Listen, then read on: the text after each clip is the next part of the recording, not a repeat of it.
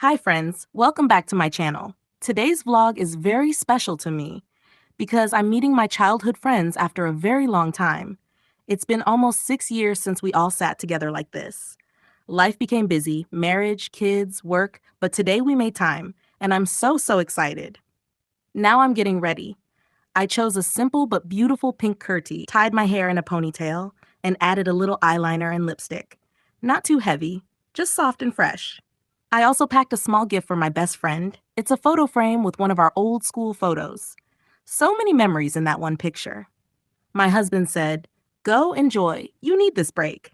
That made me smile. And my daughters are staying home with him. Now I'm in the car, on the way to the cafe where we plan to meet.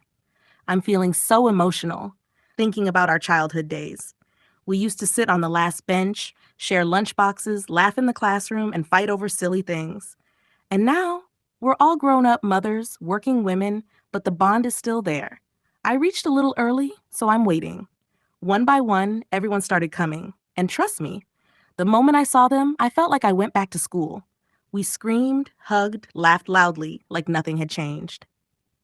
We sat down, ordered our favorite snacks, samosas, fries, coffee, and cold drinks. Then the real fun began. We started talking nonstop. We spoke about who got married first, whose child is naughty, who still watches Korean dramas, and who still remembers our teachers' names. One of our friends brought a cake with "School Friends Forever" written on it. We cut the cake together, clapped, and took lots of pictures. We also played a small game, Who Remembers What? Questions like, who was the class monitor? Who got the highest in maths? Who always forgot homework? It was so much fun and full of laughter. Then came an emotional moment.